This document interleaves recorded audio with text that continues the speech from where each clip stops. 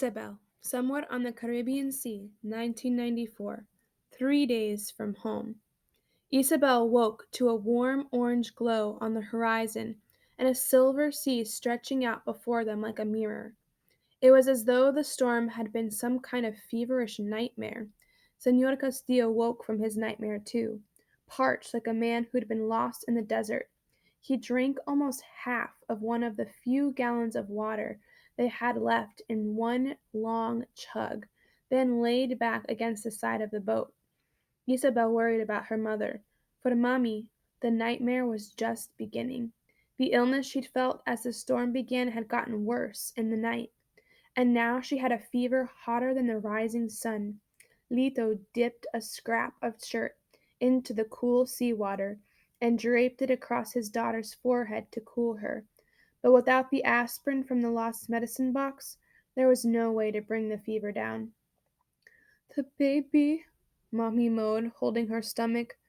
The baby will be fine, Lito told her. A good, strong, healthy baby boy. Lido and Senora Castillo took care of Isabel's mother. Papi and Luis got the engine restarted and bathed it with water to keep it cool. Amara, at the rudder, steered them north now that the sun was in the sky. Everybody had a job, it seemed, except Isabel and Ivan. Isabel bumped shoulders and stepped on toes as she wobbled her way over to Ivan in the prow of the boat. She sat down beside him with a huff. I feel useless, she told Ivan. I know, he said, me too. They sat for a while in silence before Ivan said, Do you think we'll have to do algebra in our new American school? Isabel laughed. Yes. Will they have political rallies every day at school in the U.S.? Will we have to work in the fields all afternoon? His eyes went wide. Do you think we'll have to carry guns to protect us from all the shootings? I don't know, Isabel told him. Their teachers told them all the time how homeless people starved in the streets of the U.S., and how people who couldn't afford to pay for doctors got sick and died, and how thousands of people were killed by guns every year. As happy as she had been to go to El Norte, Isabel suddenly worried that it wouldn't be as magical a place as everyone in the boat believed. No matter what, I'm glad you came with us, Ivan said. Now we can live next door to each other forever. Isabel blushed and looked at her feet. She liked that thought too. Castro's face was even more submerged now, which meant they were taking on water. Between the tanker and the storm, the little boat had suffered a pounding, and it had never been very seaworthy to begin with. Senor Castillo had only expected the boat to be on the water for a day, two at most. How much longer would it take them to get to Florida? And where exactly were they? Hey, is that land? Ivan asked. He pointed over the side of the boat. Isabel and the others scrambled so quickly to see that the other boat tipped dangerously in the water. Yes, yes, Isabel could see it. A long, thin, dark green line along the blue horizon. Land. Is it Florida? Ivan asked. It's on it's on the wrong side of the boat to be the US, Louise said, looking back at the sun. Unless we got blown into the Gulf of Mexico overnight. Whatever it is, I'm steering for it, Amara told them. Everyone watched in silence as the green line turned into hills and trees, and the water got clearer and shallower. Isabel held her breath. She had never been so excited in her entire life. Was it really the United States? Had they made it? Amara brought them close to shore, then turned and ran south along it. Isabel searched the shore. There! She pointed to red and yellow beach umbrellas with chairs underneath them, and in the beach chairs were white people. A woman in a bikini lifted her black sunglasses and pointed at them, and the man with her sat up and stared. As the boat rounded the beach, Isabel saw more people, all staring and pointing and waving. Yes, yes, we made it, we made it, Isabel said, shaking Ivan's arms. Ivan hopped up and down so much the boat groaned. Florida! He cried. A black man in a white suit hurried down the beach toward them, waving his arms over his head to get their attention.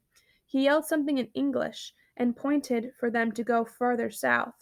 Amata followed the shore around a bend, and the open ocean gave way to a quiet little bay with a long wooden pier. The pier had a little cafe on it with tables and chairs.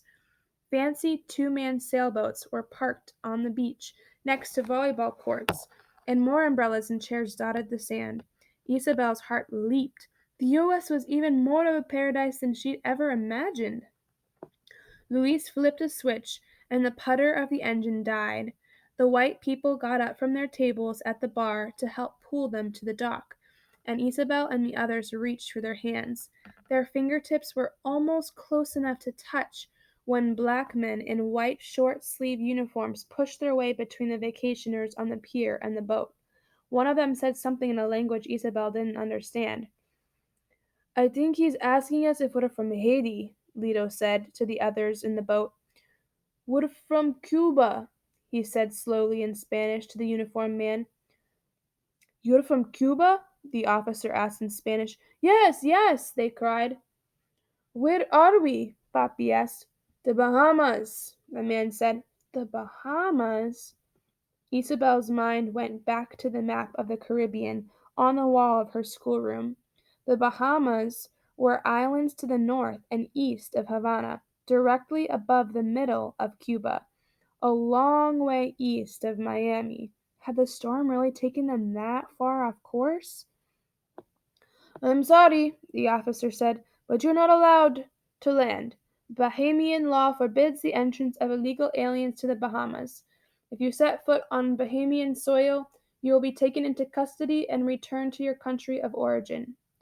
Behind the officers, one of the tourists who knew Spanish was translating for the others. Some of them looked upset and started arguing with the authorities. "But we have a sick pregnant woman," Lito said to the officer.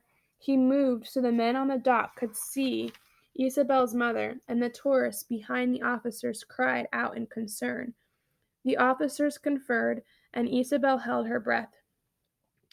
"The commandant says that for the health reasons the pregnant woman may come ashore and receive medical attention," the special Spanish-speaking officer said. Isabel and Yvonne clutched at each other with hope. "But she cannot have her baby here," the officer said. "As soon as she is well, she will be deported to Cuba." Isabel and Yvonne sagged, and everyone else in the little boat was silent.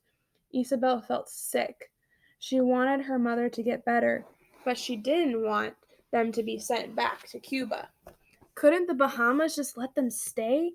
How was one more Cuban family going to hurt? She looked back at the pier and nice cafe. They had plenty of room. The situation was explained to the tourists on the pier, and they gasped and waited. "All right," Lito said. "My daughter is sick. She needs medical attention." "No," Papi said. "You heard him. If we step off this boat, they'll send us back to Cuba. I'm not going back."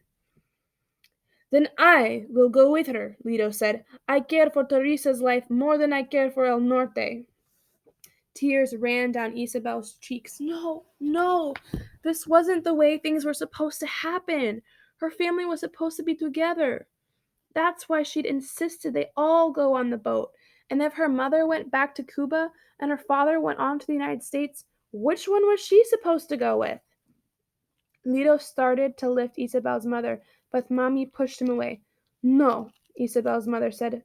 "But Teresa, no, I don't want my baby born in Cuba." "But you're ill. You can't take another ocean voyage," Lito argued. "I will not go back," Mommy said. She reached up and took her husband's and daughter's hands.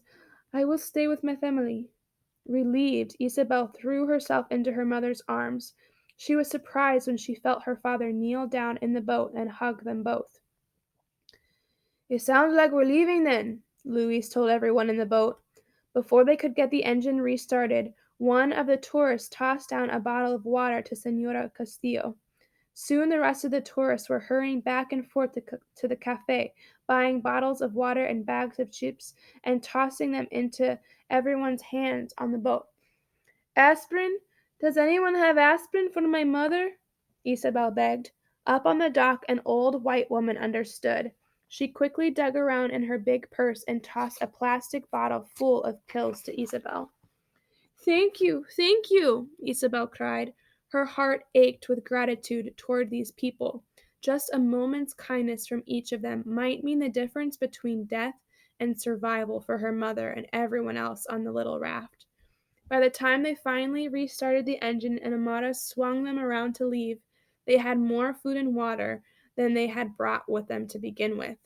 But they were farther away from Florida and freedom than they had ever been before.